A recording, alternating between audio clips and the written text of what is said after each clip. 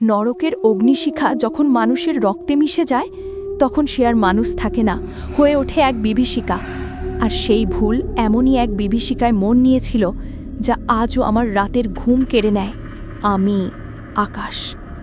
ঘটনাটা শুরু হয়েছিল একটা সাধারণ ট্রেকিং ট্রিপ থেকে। আমরা 4 বন্ধু, আমি, অভ্র, সায়ন আর রনি। আমরা প্ল্যান করি সবাই মিলে ঝাড়খণ্ড যাব। ঝাড়খণ্ডের সেই অরণ্য ঘেরা গ্রামটির নাম ছিল রক্তমুন্ডি। আমরা একটা ছোট চায়ের দোকানে বসে চা খেতে খেতে প্ল্যান করি পাহাড়ির চূড়ায় যে মন্দিরটা আছে সেখানে যাব। আমাদের কথা শুনে সেই চাওয়ালা কাকু আমাদের বলে, বাবা, ওই চূড়ায় যে পাথরের মন্দির আছে ওটা কোনো দেবতার নয়, ওটা নরকের কপাট আগলে রাখার জন্য বানানো হয়েছিল। সূর্য ডুবলে ওদিকের বাতাসে মানুষের নয়, শয়তানের নিঃশ্বাস বয়। আমরা 4 জন বিজ্ঞানে বিশ্বাসী। সায়ন ছিল দলের সবচেয়ে সাহসী আর জেদি। সে হাসতে হাসতে বলে, কাকু, শয়তান যদি থাকেই তবে তাকে সামনাসামনি দেখার সৌভাগ্য কজনের হয়? সায়নের এই কথা শুনে লোকটা বলল, তা তোমরা যা ভালো বোঝো তাই করো, আমার সাবধান করার কথা আমি করলাম। আমরা চা খেয়ে নিজের গন্তব্যের দিকে রওনা দিলাম। সেই এক গুইমি আমাদের কাল হলো। আমরা পাহাড়ের চূড়ায় অবস্থিত সেই মন্দিরটির সামনে এসে দাঁড়ালাম। মন্দিরটি ছিল কালো আগ্নেয় শিলায় তৈরি। দেওয়ালের গায়ে এমন সব খোদাই করা মূর্তি ছিল যা দেখে গা গুলিয়ে আসছিল। কোনোটার পেট চেরা, কোনোটার মাথা উল্টো। সায়ন মন্দিরের গর্ভগৃহে ঠিক মাঝখানে গিয়ে দাঁড়ালো। সেখানে একটা বড় ফাটল দিয়ে নিচ থেকে ভ্যাপসা একটা গন্ধ আসছিল, যেন পচা মাংস আর পোড়া সালফারের মিশ্রণ। হঠাৎ একটা শীতল বাতাস ধেয়ে এলো আর সায়নের টর্চটা দপ করে নিভে গেল। হঠাৎ করে সায়ন জোরে চিৎকার করে উঠল। আমরা সবাই দৌড়ে ওর কাছে গেলাম। আর আমরা গিয়ে যা দেখলাম তা ভাষায় বর্ণনা করা যাবে না। সায়নের চোখ দুটো উল্টে গেছে, শুধু সাদা অংশ দেখা যাচ্ছে। মুখ দিয়ে লালা ঝরছে আর সে এমন এক ভাষায় বিড়বিড় করছে যা বোঝা আমাদের সাধ্যের বাইরে। হঠাৎ সায়ন জ্ঞান হারিয়ে মাটিতে পড়ে গেল। আমরা সবাই একে অপরের মুখের দিকে তাকালাম। আমাদের ভয় যেন আত্মা শুকিয়ে গেছে। আমরা সবাই মিলে সায়নকে মাটি থেকে তুলে হোটেলে নিয়ে এলাম। সায়নের পরের দিন সকালে জ্ঞান ফিরল। আগের দিন রাতে কি হয়েছিল জিজ্ঞাসা করতে সায়ন বলল নাকি ওর কিচ্ছু মনে নেই। আমরা দেরি না করে সবাই মিলে বাড়ি চলে এলাম। বাড়ি ফেরার পর প্রথম 7 দিন সায়ন একদম স্বাভাবিক ছিল, কিন্তু 8ম দিন থেকে শুরু হলো বিভীষিকা। সায়ন আমাদের সাথে কথা বলা কমিয়ে দিল। তার ঘরের জানলাগুলো সে সবসময় কালো পর্দা দিয়ে ঢেকে রাখত। এক রাতে অভ্র আমাকে ফোন করে বলল, আকাশ, তুই একবার সায়নের বাড়ি আয়, ওর মা খুব কাঁদছেন।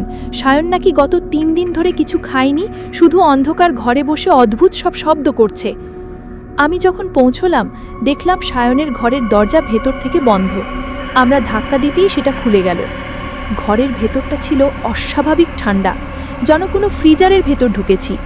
কিন্তু সায়নের শরীর থেকে দরদর করে ঘাম ঝরছে, আর সেই ঘাম থেকে হালকা ধোঁয়া উঠছে। সায়ন মেঝেতে উবু হয়ে বসেছিল। ওর সামনে পড়েছিল একটা মরা বিড়াল। বিড়ালটার বুক চেরা আর সায়নের মুখ রক্তে মাখা। সায়ন আমাদের দিকে তাকালো। ওর চোখের মণি দুটো আর কালো নেই, সেগুলো এখন ঘোলাটে হলদেটে, ঠিক যেন বিড়ালের চোখের মতো। ও ফিসফিস করে বলল, রক্ত, রক্ত চাই আমার, তাজা রক্ত। দিন যত যাচ্ছিল সায়নের শরীর আর মানুষের থাকছিল না। তার গায়ের চামড়া ফেটে গিয়ে ভেতর থেকে কালচে রক্ত বেরোতে শুরু করলো। মাঝে মাঝেই ও এমন ভাষায় চিৎকার করত যা কোনো পার্থিব ভাষা নয়, সেটা ছিল এনোকিয়ান বা প্রাচীন শয়তান উপাসকদের ভাষা। এক রাতে আমি আর অভ্র ঠিক করলাম ওর ঘরে ক্যামেরা বসাবো। মাঝরাতে সিসিটিভি ফুটেজে যা দেখলাম তা দেখে আমাদের রক্ত হিমভূত হয়ে গেল। সায়ন ঘুমের ঘরে বিছানা থেকে 3 ফুট ওপরে শূন্যে ভাসছে। ওর পিঠের হাড়গুলো মরমর করে ভেঙে বাইরের দিকে বেরিয়ে আসছে, যেন ডানা গজানোর চেষ্টা করছে। ওর মুখটা অস্বাভাবিক চওড়া হয়ে গেছে আর দাঁতগুলো হয়ে গেছে তলোয়ারের মতো ধারালো। হঠাৎ সায়ন ক্যামেরার দিকে তাকালো। ও জানতো আমরা ওকে দেখছি। ও হাসল। সেই হাসিতে কোনো বন্ধুত্বের রেশ ছিল না। ওর মুখ দিয়ে এক গভীর কর্কশ স্বর বের হয়ে এলো যা পুরো বাড়িতে প্রতিধ্বনিত হলো, আমি আজাজেলের ছায়া, এই রক্ত মাংসের খাঁচা এখন আমার, এবার তোমাদের পালা। সেদিন ছিল অমাবস্যা। সায়নের বাড়ি থেকে অদ্ভুত সব আর্তনাদ আসছিল। পাড়ার লোকজন ভয়ে কেউ কাছে ঘেঁষছে না।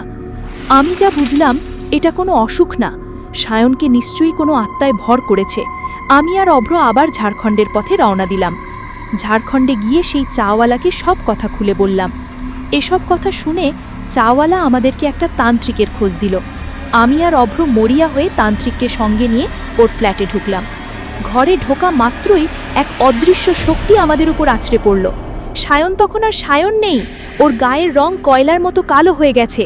ওর নখ দিয়ে জানলার কাঁচ খামচে ধরতেই কাঁচগুলো ধুলোয় মিশে গেল। তান্ত্রিক মশাই পবিত্র জল আর মন্ত্র পড়া শুরু করতেই সায়নের শরীর থেকে আগুন ছুটতে লাগলো, কিন্তু সেই আগুনের রং ছিল নীল। সায়ন সিলিং থেকে ঝুলে পড়ে অভ্রর ওপর ঝাঁপিয়ে পড়ল। ওর হাতের নখগুলো অভ্রের কাঁধে ঢুকে গেল। অভ্র ব্যথায় চিৎকার করে উঠল। সায়নের ভেতরকার সেই আত্মাটি অমানসিক শক্তিতে অভ্রকে দেওয়ালে আছড়ে ফেলল। আমি দেখলাম সায়নের পেটের চামড়া ফেটে গিয়ে ভেতর থেকে কয়েকটা কালো হাত বের হতে আসছে, যেন আরও অনেকগুলো আত্মা ওর ভেতরে বন্দী হয়ে আছে। তান্ত্রিক চিৎকার করে বললেন, আকাশ, ওর ঠিক বুকের মাঝখানে এই তামার শলাকাটা বিধিয়ে দাও।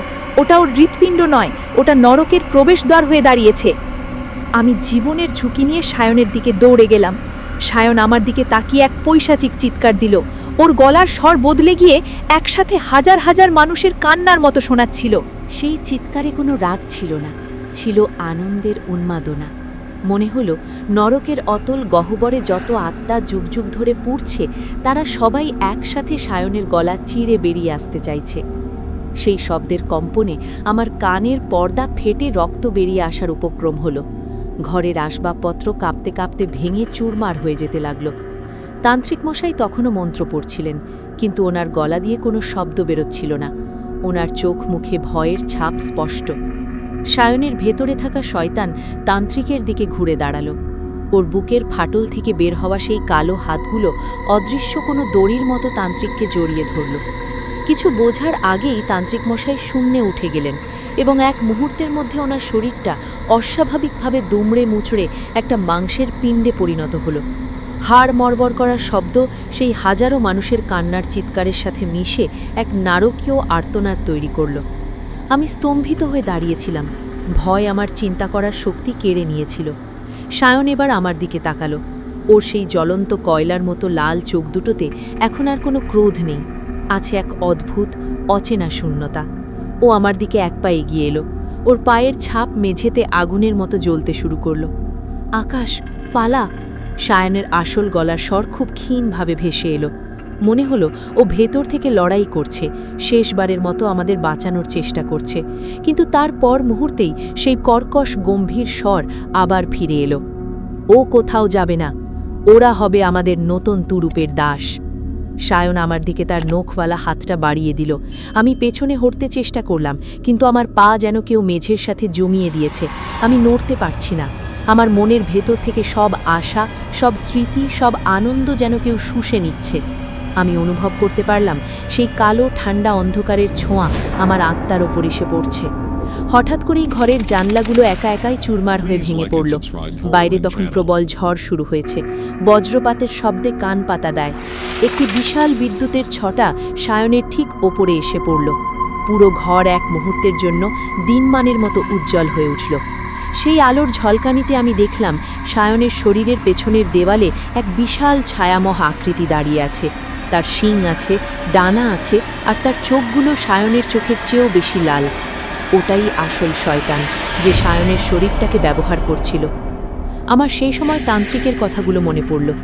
আকাশ, ওর বুকের ঠিক মাঝখানে এই তামার শলাকাটা বিঁধিয়ে দাও। ওটা ওর হৃৎপিণ্ড নয়, ওটা নরকের প্রবেশপথ হয়ে দাঁড়িয়েছে। আমি সায়নের উপর ঝাঁপিয়ে পড়লাম। আমি অনুভব করলাম ওর শরীরটা আগুনের মতো গরম। আমি তামার শলাকাটা ওর বুকে বসিয়ে দিলাম।